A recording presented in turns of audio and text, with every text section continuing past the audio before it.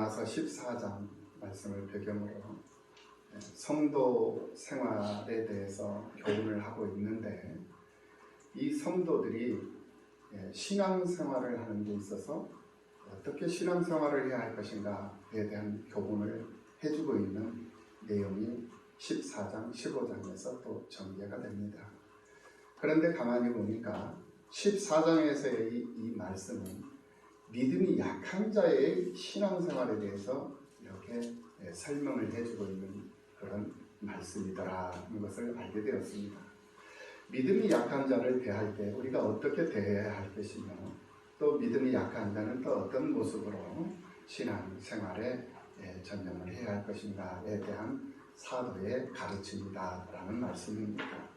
그래서 우리가 지난 시간에 로마서 13장 말씀을 통해서 성도가 사회생활은 또 어떻게 해야 하는가, 그리고 그 지난 시간에는 성도가 또 교회생활은 또 어떻게 해야 되는가에 대한 내용들을 차근차근 한 장씩 한 장씩 살펴보면서 우리가 어떤 신앙인으로서의 마지막 때를 살아가야 할 것인가를 생각해 볼 수 있는 그런 기회를 갖게 되었습니다. 오늘은 또 이렇게 믿음이 약한 자들을 우리가 어떻게 대하고, 또 믿음이 약한 자들은 또 어떻게 신앙생활을 할 것인가에 대한 이런 내용의 말씀을 우리가 살펴보면서, 믿음이 강한 사람은 믿음이 강한 사람답게 믿음이 약한 사람을 감싸주고 양보해주고 배려해주고 또 그들을 섬겨줄 수 있는 아량이 넓은 성도의 삶을 살아야 되겠다라는 그런 의지를 모아보는 그런 시간이 되었으면 좋겠다 하는 그런 생각을 해봅니다. 성경은 교회 안에 있는 성도들의 화합을 많이 강조하고 있습니다. 그 이유는 이 교회는 여러 지체의 연합으로 이루어진 하나의 몸으로 비유하기 때문에 그렇습니다. 또한 성경은 사도가 사도적 가르침으로부터 벗어나는 것을 경계를 하고 있는 것을 우리가 알게 됩니다. 그러므로 교회가 올바른 가르침으로부터 이탈된 가르침이 있다면 성도는 그 가르침에 대해서 비판적인 그런 반응을 반드시 보여야 합니다. 그래서 평화와 화합보다는 더 중요한 것이 있다면 그것은 바로 진리를 사수하는 것이죠. 그래서 진리를 위해서는 때로는 화합을 포기하고 또 단합을 포기해야 하는 그런 경우도 있는 것입니다. 그런데 교회 안에서 일어나는 이 대다수의 이 분열을 보면은 진리를 사수하기 위함이라기보다는 개개인의 어떤 사소한 의견 차이나 개개인적인 그런 감정적인 그런 다툼으로부터 시작되는 경우들이 많이 있는 것을 보게 됩니다. 그러다 보니 사소한 것으로부터 시작을 해서 교회가 파벌을 이루고 파당을 짓고 그래서 쪼개지는 그런 경향이 아주 흔히 보여지고 있는 것을 우리는 분명히 알고 있습니다. 오늘 본문의 이 로마 교회의 분열 양상도 그렇습니다. 로마 교회의 이 분열 양상이 두 가지로 나타나고 있는 것을 봅니다. 그 첫 번째가 기독교인들은 원하는 모든 것을 다 먹을 수 있는가? 아니면은 그렇지 않는가? 두 번째 문제는 종교적인 목적을 위해서 특별한 날을 구별해야 하는가? 안 해도 되는가? 라고 하는 그런 문제였습니다. 이 문제는 오늘 우리들의 문제이기도 합니다. 로마 교회의 첫 번째 이 문제인 이 형제간에 먹는 것 때문에 서로 의견이 다르고 생각이 다른 그런 형제간의 비판에 대한 문제를 생각해 보면은 오늘 이 14장에서 사도는 형제간의 비판에 대해서 부정적인 입장을 보이면서 경계를 하고 있다는 것입니다. 로마 교회는 이방 지역에 있는 교회입니다. 그래서 상당수의 유대인들이 출석을 하고 있는 그런 이방 지역에 있는 교회입니다. 예루살렘에 있는 교회가 아니라 먼 나라에 있는 이방 나라에 있는 교회였다라는 것입니다. 그러다 보니까 이방 지역에서 사는 이 유대인들에게 있어서는 문화적인 그런 충격에 노출될 수밖에 없는 그런 상황이었습니다. 특별히 이 먹는 음식에 대한 문제가 가장 큰 이슈였습니다. 이것은 유대인들은 어렸을 적부터 음식에 대한 규례를 지키면서 이렇게 교육을 받고 자랐기 때문에 그런 것이었습니다. 유대인들의 이런 전통을 가장 잘 나타내는 성경 말씀이 바로 다니엘서입니다.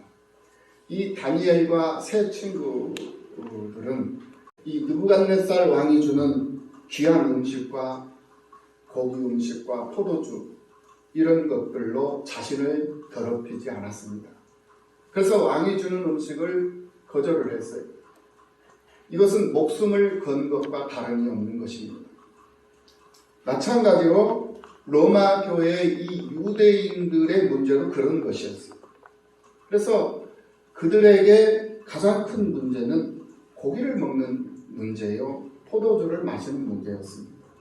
당시 시중에 판매되는 이 고기들은 로마 신전에서 제사, 제물로, 우상 제물로 드려졌던 그런 우상 제물들이었기 때문에 문제가 됐던 것이에요. 그래서 자신들이 고기를 먹는 것이 급한 것은 아니었지만은 우상에게 바쳐진 음식들이었기 때문에 그들은 그 고기 음식을 먹지 않았다라는 거예요. 그리고 또 포도주 역시 고기와 마찬가지였다라는 거예요. 더군다나 이 로마 사회에 이 유통되는 이 포도주는 유대인들의 그 음식 규례에 어긋나는 방식으로 제조가 되었기 때문에 더욱더 회피의 대상이 되었던 것이었습니다. 로마 사회에 적응하며 살고 있는 유대인들에게는 이런 문화적인 충격으로 인해서 여러 가지 고민들이 많이 생겨났던 것이었어요.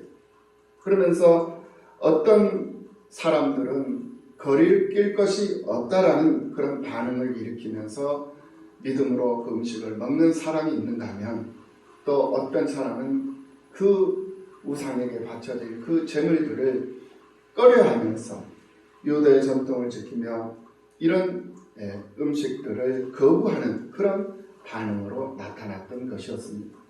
그 때문에 서로가 비판을 하면서 교회 안에서 분쟁을 일으키는 결과를 가져오게 했던 것이었습니다. 그뿐만이 아니라 유대교 전통 안에서 행동하려는 그리스도인들은 어느 한 날을 다른 날보다 낮게 여겨서 특별한 날로 만들어서 그 날을 지킬 것을 고집을 했습니다. 반면에 자유한 그리스도인들은 구약의 의식법들이 그리스도로 말미암아 완성되어졌기 때문에 이런 규정들은 하나님의 백성들에게는 이제는 유효하지 않다라고 여겼던 것이었습니다. 이런 것들 때문에 서로가 옳다, 다르다라는 그러한 비방까지 이제 이르게 되었던 것이었습니다. 그래서 오늘 본문 1절에서 사도는 믿음이 연약한 자를 너희가 봤되 그의 의견을 비판하지 말라라고 말씀을 했던 것이었습니다. 그리고는 17절에서 하나님의 나라는 먹는 것과 마시는 것이 아니오 오직 성령 안에 있는 의와 평강과 희락이라 라고 말씀을 하고 있는 것을 봅니다. 이것은 먹고 마시는 일이 성령 안에 있는 의와 평강과 희락을 능가할 수 없다라는 그런 사도의 가르침이었다라는 것입니다. 더 나아가서 18절 말씀에서 이로써 그리스도를 섬기는 자는 하나님을 기쁘시게 하며 그리스도를 섬기는 자는 하나님을 기쁘시게 하는 사람들입니다. 그리고 사람들에게도 칭찬을 받느니라 라고 말씀을 하고 있는 것을 보게 됩니다. 그리고 이어서 19절 말씀에서 그러므로 우리가 화평의 일과 서로 덕을 세우는 일을 힘쓰나니 20절 음식으로 말미암아 하나님의 사업을 무너지게 하지 말라. 만물이 다 깨끗하되 거리낌으로 먹는 사람에게는 악한 것이라 라고 말씀을 하고 있는 것을 보게 됩니다. 그러면서 21절로 이어서 고기도 먹지 아니하고 포도주도 마시지 아니하고 무엇이든지 내 형제로 거리끼게 하는 일을 아니하니 아름다우니라. 이렇게 21절에서 말씀을 하고 있습니다. 사도는 상호 비방하는 이들에게 좀 더 거시적인 차원에서 반대 입장에 있는 형제들과의 화합을 강조하고 있는 것을 말씀하고 있다라고 우리가 해석을 해볼 수가 있습니다. 그러므로 믿음이 장성한 사람들은 믿음이 연약한 사람들을 보면서 그들을 비방하려 하지 말고 오히려 그들을 포용할 수 있는 아량과 섬김의 미덕을 보여주어야 한다라는 내용이 오늘 본문의 요지다라는 말씀입니다. 그리고는 결론적으로 끝절에서 우리에게 말씀하시기를 무엇이 죄인가? 죄란 무엇인가? 무엇이 죄냐 이거예요. 그것을 23절에서 분명하게 제시를 해줍니다. 의심하고 먹는 자는 정죄되었나니 이는 믿음을 따라 하지 아니하였기 때문이라. 믿음을 따라 하지 아니하는 것이 다 뭐다? 죄니라. 그러니까 무엇이 죄다? 믿음을 따라 하지 아니하는 것이 다 죄다 이거예요. 죄에 대한 정의를 분명하게 우리에게 지금 내려주고 있다라는 말씀이에요.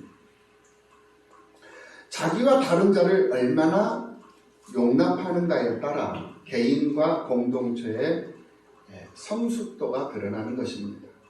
어떤 기준으로 음식을 먹든 어떤 날을 거룩하게 여기든 더 좋은 날로 여기든 그런 일들을 비난의 소재로 삼아서는 안 된다라는 것입니다.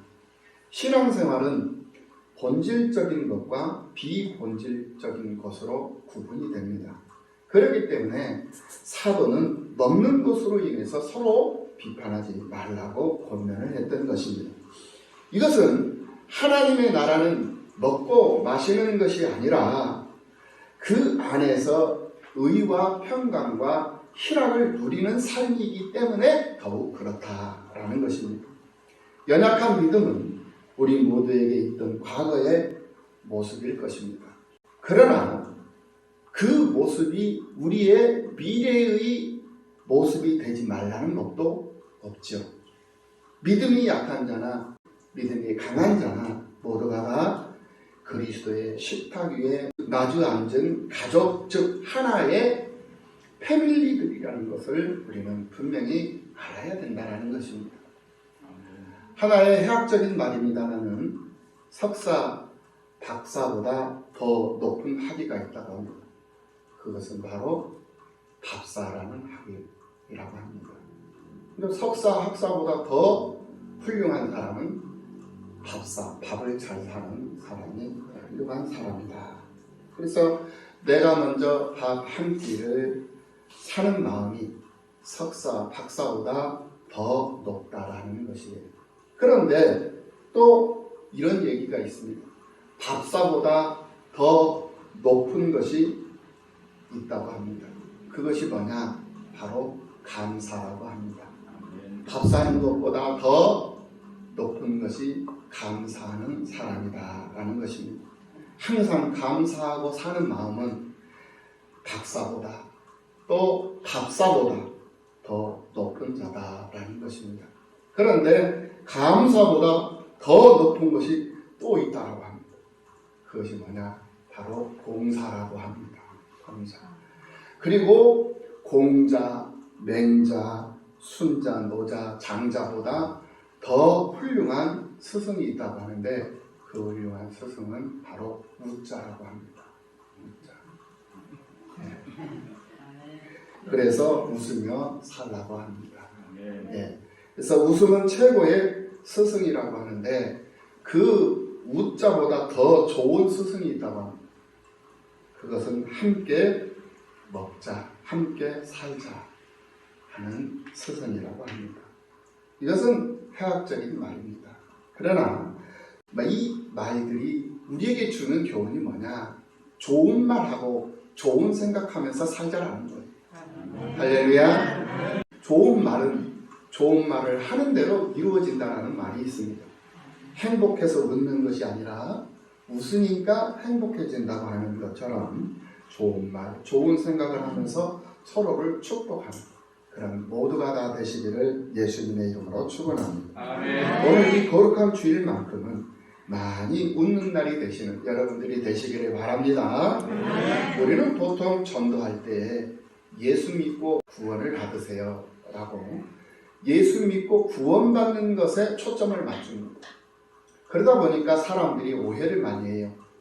예수를 믿고 구원받는 것이 신앙의 전부인 것처럼 착각을 하고 또 오해를 하는 경우들이 있습니다. 물론 우리가 예수 믿고 구원받는 것은 아주 중요한 일입니다. 가장 신앙의 첫 단계죠. 그런데 이것은 신앙의 전부가 아니라 신앙의 시작이다라는 거예요. 즉 예수를 믿고 구원을 받고 하나님의 자녀가 되었으면 이제는 새로운 목표가 세워져야 돼요. 새로운 목표가 세워져야 되고 새로운 삶이 전개되어져야 한다라는 말이에요. 그러니까 예수를 믿기 이전의 모습과 예수를 믿은 이후의 모습이 변함없는 똑같은 모습이라면 예수 믿음의 의미가 없어져 버리는 거예요. 예수를 믿는 그 순간부터 나는 분명히 달라져야 돼요. 어떤 분이 주님을 사랑하는 저는 목사님 저는 주님을 사랑합니다 라고 얘기를 해요. 그래서 너무 감사한 거였죠. 그래서 그러시군요. 너무 훌륭하십니다. 저도 주님을 사랑합니다. 그러면서 서로 주님을 사랑한다고 서로 같이 하면서 악수도 하고 같이 친하게 지내면서 그렇게 지냈는데 어느 날 보니까 저는 강단에서 기도를 하면서 주님을 사랑합니다 이랬는데 그분은 식당에서 소주를 깡소주를 수십 병을 까면서 주님을 사랑합니다. 주님을 사랑합니다. 밤새도록 주님을 사랑하더라고요. 그러니까 서로 생각하는 주자가 다른 주자였어요. 나는 하나님 주자를 생각하면서 하나님을 사랑합니다. 사랑합니다 했는데 다른 분은 술 주자를 생각하면서 주님을 사랑합니다. 주님을 사랑합니다. 이러더라고요. 그러니까 생각의 차이 또 무엇을 생각하느냐 무엇을 또 먹고 마시느냐 이게 굉장히 중요한 거예요. 하나님의 말씀을 먹고 하나님의 말씀을 즐거워하고 하나님의 노래를 마시면서 주님을 노래하고 주님을 찬송하면서 그렇게 사는 사람과 세상 즐거움을 따라서 세상 술주자를 사랑하면서 세상 술을 마시면서 그 즐거움에 빠져서 세상을 사는 사람의 삶의 질과 삶의 정도와 삶의 방향은 분명히 다르다라. 그것은 사망의 길이, 멸망의 길이, 죽는 길이다라는 거예요. 그러나 하나님의 말씀을 먹고 마시면서 주님을 찬송하며 노래하며 즐거워하는 삶은 사는 삶이에요. 영원히 살 수 있는, 성공할 수 있는 삶을 살아가는 삶의 모습이다라는 거예요. 그러니까 예수를 믿는 순간부터 우리는 분명히 단호한 결단을 내려야 돼요. 달라져야 된다라는 거예요. 그래서 기도하지 않던 사람이 이제는 기도할 줄 아는 사람이 돼야 돼요. 성전을 찾지 않는 사람이 이제는 성전을 찾는 사람이 돼야 돼요. 술주자를 사랑했던 사람이 이제는 하나님 주자, 주님 주자를 사랑하면서 세상을 사는 사람이 돼야 된다. 할렐루야. 그런 변화가 있어야 된다는 거예요. 그런 변화. 예수 이름을 부를 줄 몰랐던 내가 이제는 예수 이름을 부르고 예수를 의지할 줄 몰랐던 내가 이제는 예수를 의지할 줄 아는 것. 이것이 바로 예수를 믿고 구원받은 사람으로서의 삶의 모습이다. 그 모습을 가리켜서 의롭다 칭함을 받은 사람이다 라고 말할 수 있는 것이다 이 말씀이에요. 예수를 믿고 구원을 받고 하나님의 자녀가 되었고 의롭다 칭함을 받았으면 새로운 목표를 분명히 세워야 한다. 새로운 삶이 그 사람 앞에서 전개되어져 나가야 된다라는 거예요. 그 새로운 목표가 무엇이고 그 새로운 삶이 무엇이겠습니까? 바로 사랑입니다. 사랑. 예수님처럼 우리들도 다른 사람들을 사랑하면서 사는 거예요. 다른 사람들을 사랑하면서 산다고 하니까 이성적 사랑을 말하는 것으로 또 오해를 하고 착각을 하는 사람들이 있어요. 아니요. 육적인 사랑을 말하는 게 아니에요. 육적인 사랑은 조건부예요. 그런데 하나님 사랑은 무조건적인 거예요. 그래서 하나님께서는 일방적으로 우리를 무조건적으로 아무런 대가 바라지 않고 일방적으로 우리를 사랑하셔서 우리를 죄에서 사망에서 또 생명으로 죄에서 의로움으로 건져주시기 위해서 당신의 아들 독생자를 이 땅에 보내셔서 십자가에 못 박아 죽으셨어요. 그래서 그가 죽으심으로써 우리가 그를 대신하여 양자가 된 거예요. 자녀가 되었다라는 거예요. 그래서 마태복음 말씀을 보면 14대 족보가 나와요. 그런데 그 14대 마지막 14대에서 가만히 세보면요. 마태복음 1장을 여러분들 인물들을 하나씩 다 세봐요. 사람들 한번 세보세요. 집에 가서. 그런데 14분 맞는데 마지막에 14분이 아니라 13분밖에 없어요. 아무리 눈을 씻고 봐도 수십 년 동안 그거를 또 봐도 13명밖에 없어. 그런데 14명이라는 거예요. 그러면 14명, 왜 14명인가? 그것을 찾다가 발견하게 된 게, 그 13분이, 13번째가 예수님인데, 그 다음이 바로 나였구나. 나를 찾은 거예요. 내가 예수 그리스도의 족보 안에 들어가 있다는 거예요. 할렐루야. 여러분들이 예수 그리스도의 족보 안에 들어가 있어요. 그래서 예수님은 만왕의 왕이시기 때문에 여러분들은 예수님의 자녀잖아요. 여러분도 왕이 되는 거예요. 할렐루야. 예수 안에서 세상을 살아가면 여러분들도 성골로 세상을 살아가는 거예요. 신라 시대에 그 골품제가 있었잖아요. 골품제. 그렇죠? 그래서 진골과 성골이 있었어요. 진골은 대신들이 받는 품격이었어요. 그런데 이 왕들이 받는 품격은 바로 성골이었어요. 성골. 여러분들은 진골이 아니에요. 여러분들은 다 성골이에요. 성골. 거룩한 뼈. 그래도 근본이 있고 족보가 있는 그런 뼈대에 있는 그러한 집안의 자녀들이다라는 거예요. 할렐루야. 이것을 여러분들에게 분명하게 심어주고 있다. 오늘 이 사도가 말입니다. 바울 사도가 오늘 로마서 14장을 통해서 분명히 우리들에게 가르쳐주고 있다. 그러니까 근본이 있고 뼈대가 있는 너희들이기 때문에 사랑할 줄 알아야 된다. 사랑해라. 그냥 조건 없이 마음껏 내가 할 수 있는 범위 내에서 최선을 다해서 섬길 수 있고 봉사할 수 있고 헌신할 수 있고 밥도 사고 또 많은 사람들을 품고 많은 사람들 앞에 웃음을 줄 수 있는 그런 세상을 사는 멋있는 성도들이 되라는 거예요. 할렐루야. 아멘. 만약에 이러한 목표를 잃어버리고 그런 목표 없이 세상을 산다면 구원받은 성도임에도 불구하고 그런 목표 없이 세상을 산다면 우리 기독교는 정말 엉망진창이 되는 그런 종교가 될 것입니다. 11세기에서부터 13세기에 이르기까지 8번에 걸쳐서 십자군 전쟁이 있었습니다. 여러분들이 다 잘 아실 거예요.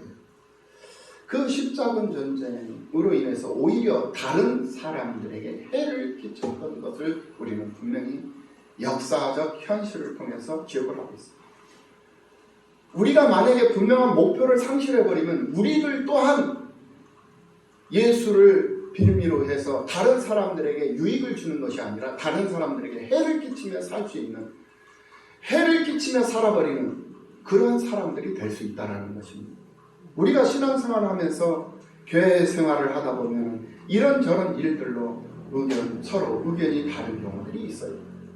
생각이 다르고 방법이 다를 수가 있어요. 그래서 나와 다르다고 그 사람이 틀리다라는 말을 하면 안 되는 거예요. 다름을 인정하라는 거예요. 교회 생활뿐만이 아니에요. 우리가 성도가 가정생활도 그렇고 사회생활도 그렇고 직장생활도 그렇고 모든 생활에 있어서 틀리고 맞고 이게 중요한 게 아니에요. 나와 다름을 인정을 해주고 그를 품고 그와 함께 간다면 이루지 못할 일이 없다라는 거예요. 아멘. 이것이 바로 그리스도의 정신이요. 이것이 바로 구원받은 성도의 삶의 근본이다라는 거예요. 아멘. 그래서 오늘 본문 7절에서 우리 중에 누구든지 자기를 위하여 사는 자가 없고 자기를 위하여 죽는 자도 없도다. 8절 말씀에서 우리가 살아도 그러므로 우리가 살아도 주를 위해서 살고 죽어도 주를 위해 죽나니 그러므로 사나 죽으나 우리가 주의 것이옵다. 할렐루야. 아멘. 나는 내가 아니에요. 이제는 예수를 믿는 이 순간부터 나는 나로 사는 게 아니에요. 그래서 갈라디아서 2장 20절 말씀에서 우리가 지난 시간에 분명히 봤잖아요. 내가 그리스도와 함께 십자가에 못 박혀 죽었나요? 이제 내가 사는 것은 내가 사는 것이 아니라 예수를 믿는 믿음 안에서 사는, 믿음 안에서 사는, 내가 사는 것이 아니라 예수가 사는 것이다 이거예요. 예수가 내 삶 속에 오셔서 나를 대신해서 예수가 사는 거예요. 할렐루야. 그러니 내 모습이 추한 모습이 보일 리가 없죠. 예수가 사는데 내 안에서 예수가 움직이고 예수가 생각하고 예수가 행동하고 예수가 사는데 추악한 모습이 보여서도 보일 일도 없고 또 비판적인 모습이 보일 일도 없는 거예요. 모든 것이 다 사랑스럽기만 하고 모든 것이 다 존경스럽기만 하고 모든 것이 다 박수 받을 만한 그러한 모습이다. 오늘 그런 모습들이 여러분들의 삶 속에 재현이 돼야 되고 여러분들의 삶 속에서 그대로 보여져야 되고 나타나야 된다는 사실을 믿으시기를 예수님의 이름으로 축원합니다. 아멘. 따라서 우리에게 가장 중요한 것은 서로 판단하지 않고 비판하지 않고 사랑으로 행하는 것이 서로를 이해하고 배려하는 것이다. 이 말씀이 서로의 다름을 인정하고 받아들이는 것, 이것이 바로 우리를 향하신 하나님의 뜻이다 라는 것을 기억하시고 믿음이 약한 사람, 그 사람이 교회 생활을 제대로 오랜 동안 하지 못하고 하나님의 말씀을 배우지 못한 거로 세상적인 생각으로 때로는 잘못된 의견을 낼 수도 있고 잘못된 말을 할 수도 있지만 그렇다고 한다 할지라도 그것까지도 품을 수 있는 그런 우리 그리스도인들로 부족함이 없는 모두가 다 되셔서 오늘도 내일도 하나님을 영화롭게 하는데 부족함이 없는 여러분들이 되시기를 예수님의 이름으로 축원합니다. 기도하시겠습니다.